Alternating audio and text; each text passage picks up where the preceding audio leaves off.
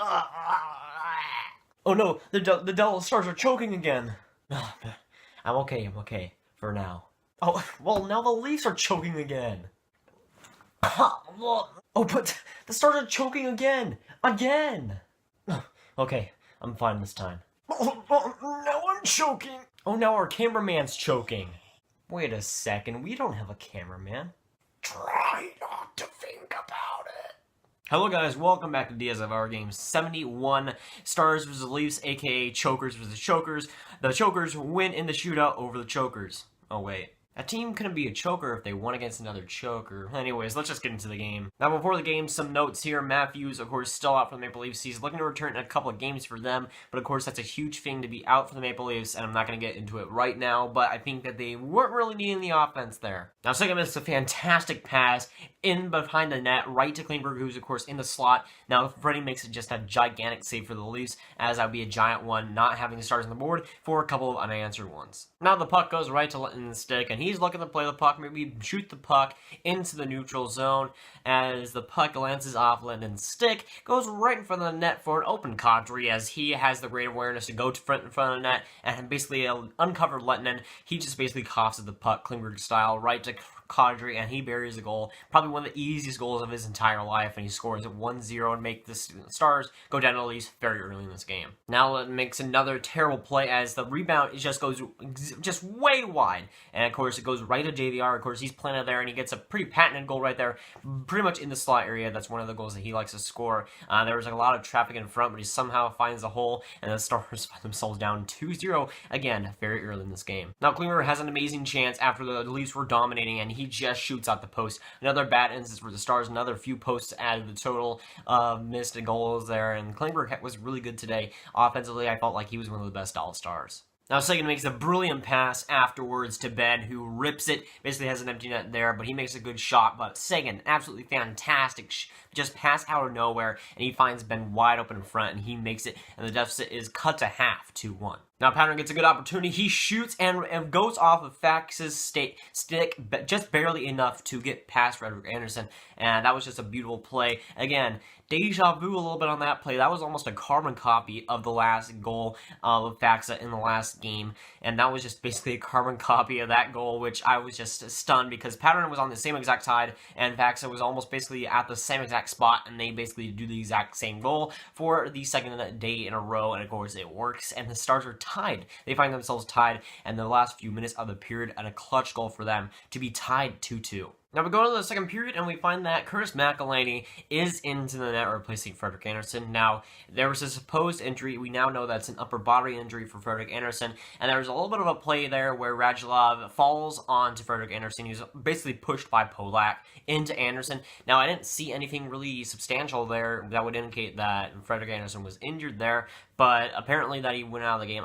There was nothing really there that really signaled that he was injured. I mean, those are weird goalie injuries sometimes that they can just go out at any time. I guess that was the case. They just found out something was wrong with him in intermission. Perhaps that was the case, but from my eye, at least from the game, I couldn't really see anything happening there. But he does get out injured, and McElhinney is back in. Now, Seguin makes a fantastic chance and basically dangles out Gardner, makes a good screen shot, and it kind of trickles in front of Andersen as he can't fully corral it. And of course, Seguin comes back and gets the rebound and just squeaks it past Andersen, and the Stars take the lead 3-2 after a comeback. And that was a great moment for Seguin because he was having a fantastic game, and he gets another marker as he makes the Stars up 3-2 after just an exhilarating start to the second period.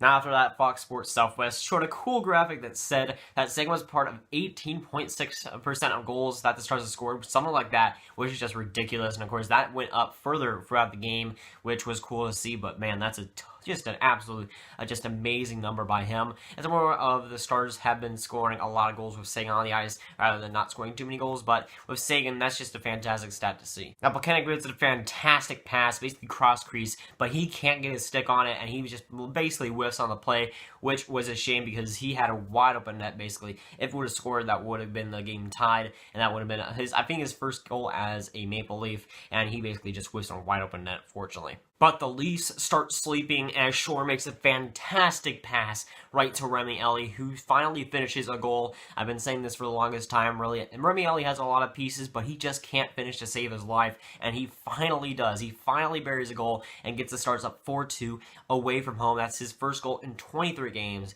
Definitely getting the monkey out of the shoulders, and finally puts the pressure off him to score goals and get all that. So he finally gets the goal and puts the Stars up 4-2. And the Stars have a 2-goal lead going into the third period. Maybe they can get, but yeah, no, they blow it. Now, James Van Riemsdyk is basically wide open in front of the net for an easy tip, and Lindell is basically just caught puck watching, as just Lindell is covering really no one, and I'm going to blame him for that, even though Lennon did give up a ball breaker or a goal there. James Van Riemsdyk is just a threat to be known in the slot and in front of the net, and for giving up a goal like that, just Lindell was just puck watching there, and really Lindell had a trash game all around. He wasn't great offensively, and he certainly wasn't good he just certainly wasn't good at all defensively. He had quite a few missteps and quite a few terrible plays that led to goals, unfortunately. Now, notice here that the Leafs didn't really have that great of a second period, but then they start out roaring in the third period. They were doing fantastic in the third period. I pretty much felt from the beginning that the Stars were going to give up this lead, not because just I thought about it, but just because the Stars were playing. They weren't playing terrible, but the Leafs were playing just fantastic starting off there. They really had a great game plan. They were fast. They were doing basically everything opposite from the second period. They were doing tons of stuff, and they were doing fantastic in the third period, and I basically just felt that they were going to come back, and of course they did. Now, Nylander gets a fantastic chance as he goes around Johns and then almost scores a goal, but then he draws the power play. He doesn't score, but getting that power play is really crucial for the Leafs. Now, Leafs on the power play as Marner gets his puck and then makes a fantastic pass to JVR, who basically just has to tip it in, and then he scores, and wow, that was just a brilliant play by James Van Riemsdyk. But man, getting the hat trick for them, that was just a ball buster. But a good game by him. He had a couple of easy goals, but still, he had a lot of work done, and he did fantastic. But on the power play, the Stars' PK hasn't been all that great the past few games right now, and it really needs to get some more because they're not taking too many penalties, but the penalties that they are taking are getting taken advantage of, and that's the problem there. Their penalty kill is really being exposed this past week, and they really desperately need to fix that. Of course, tying the game, that was just a ball buster right there. James Van Riemsdyk tying it, and just a fantastic pass by Marner. I wouldn't say the Stars really had too much to fault there because that was on the power play. That was just a fantastic pass, but man, the penalty kill has to get some work done at least a little bit. But oh, the Stars aren't done yet. The Stars aren't done choking and scoring. Seguin makes an absolutely beautiful pass with a few minutes left, and Richie, all he has to do is make a good shot, and he actually does it. He's kind of been on a slump recently. He hasn't done too much, but a fantastic pass by Seguin is going to get that for you. And of course, he snipes it, makes a good shot there, undoubtedly, but a fantastic pass by Seguin, and the Stars lead up 5-4 over the Maple Leafs with just a few minutes left. So, how I mentioned that the Stars were kind of getting overwhelmed by the Maple Leafs. Yeah, in the last minute, they kind of did a thing. It's a nail-biter coming down to the wire with 15 seconds left, and the Stars just give up a ball-breaking goal. It wasn't on the power play, but it kind of was. The empty net was for the Leafs. And with 15 seconds left, Marleau gets a goal, and Lennon, man, giving up that goal was just rough, to say the least. That was just a ball-breaking goal.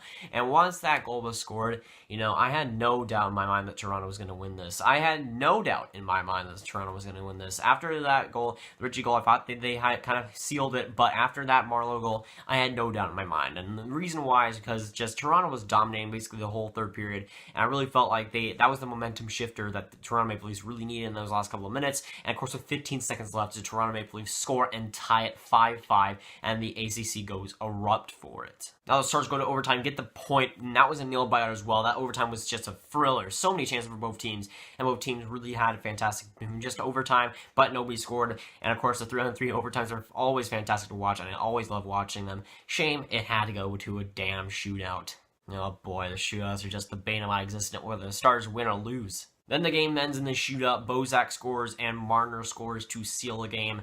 And honestly, it was a disappointment at the time, but again, looking back on it, the retrospective, I'm fine with what we got. It just hurts that we didn't get the 2 points, especially, but just looking back to get that 1 point, I'm especially proud of. Well, at least we're coming into today 10 straight wins at home, and that was, I don't think it was a franchise thing, but they come in and then win, so that's 11 for them, and that's a big thing for them. Even though they have Matthews out, I still thought that they were the better team, and that's just the thing. The Leafs had rest, the Stars did not. On the second game of the back-to-back, they're not bad this season, but they haven't really been fantastic either. They lose in the shootout, which is nothing to be too ashamed of unless you blow 3 leads like they did, which was a shame. But just looking back on it, the point was fine. You get that first wildcard spot back from Colorado, which is a big thing there. At least you get the point for Toronto. I think I'll take that. You can't help but feel like you had the 2 points in the bag, which they did. But still, I think looking back on it, the 1 point is still good. Something to be proud of there. But the thing that really grinds my gears, man, is that this is just another game where we can't have a complete game. I haven't seen a complete game in a long time, and what I mean by that is that we haven't gotten all things rolling. We haven't gotten the offense fantastic. We haven't gotten the defense great in the game. We haven't gotten the goaltending great in the game in one package in a long time, and I feel like that's just a desperate hole that we've had. We haven't had a great game that we've had all together. Just a fantastic game. Offense, defense, goaltending rolling at once. And we've won the game for a long time. And that's something that just is ball-biting to me because, we've gotten wins by getting the defense going and the goaltending going in the past couple of weeks, but we haven't gotten everything going at once, and that's something that I think we desperately need to have one, at least lately. But quite frankly, I think the Leafs did deserve to get this win. They were the better team for basically the third period, and of course, it's not about how you start, it's about how you finish.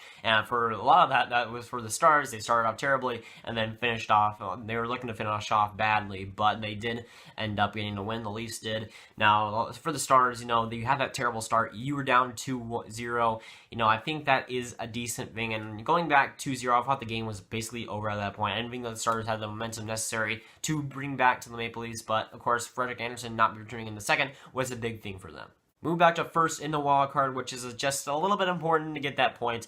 That's just bragging rights at that point. That can be taken out from under you at any point, but to be that first wild card team is going to be especially important. And then if they can get points and get, most importantly, wins against the tough teams and the tough schedule that they have, they can be a lot better and get into that first wild card spot. That third spot in the Central Division is basically over at this point. But if they can get that first wild card, probably second wild card, but if they can get that first wild card and face Vegas, that'll be especially important there. But the next game is in Friday against the Ottawa Senators in Ottawa, and all I can say to that is just please don't blow that. The last thing I need is to be beaten by the Senators again.